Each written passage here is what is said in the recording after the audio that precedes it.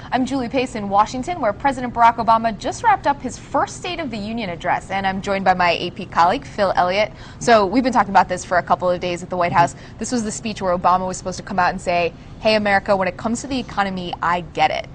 And we got it, 69 minutes worth. The president hit a whole laundry list of things, pivoting from jobs to the health care debate, hit the economy, talked about foreign policy, talked about domestic policy. He talked and talked and talked a lot. This was his effort to reconnect with voters who have tuned out the president after his first year. This was his way to reassure them. Basically, half of this speech was dealing with the economy, and we did get some specifics in there, but it was almost a mix of the message and the substance. There was a whole lot of rhetoric on the economy. This was his effort to say, you know what, voters, I get why you're frustrated. I get why you're scared. I mean, this is an economy that was at the brink a year ago. It's not at the brink anymore, but that's not a winning message for the president as he heads into the 2010 midterm elections. We also heard a lot about health care. He made a commitment to staying the course on health care, but we didn't get the actual plan going forward.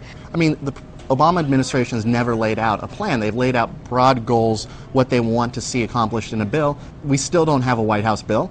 We have a House bill and a Senate bill. Those are moving closer together, but it remains unclear what the final outcome of health care is going to be, and Obama needs a victory on that if Democrats are going to hold on to the House and Senate. So obviously health care, jobs is a big issue, but then at the end of this 69-minute speech, we had the "oh, by the way" laundry list of issues. What were some of the things that stuck out for you in that list? What stood out to me was the president's commitment to fighting global AIDS and poverty, building on the Bush administration's work with PEPFAR.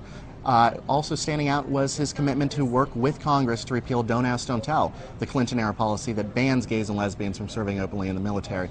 That said, it was 38 words of a epic 69-minute speech. And a standing ovation. And it did get a standing ovation. There were 88, I believe, standing ovations for the president in this speech, for a speech that actually was notable for what it left out. He didn't use the word Pakistan at all during the speech, despite Al-Qaeda's growing influence there. He didn't talk about the Arab-Israeli conflict that has vexed this White House. And he didn't talk about Guantanamo Bay, the detention facility in Cuba he vowed to close within 1 year, and that simply hasn't happened. Pretty big shift from some of the State of the Union speeches we've seen in the past few years, which really focused heavily on foreign policy. This was just sort of a small section of this speech.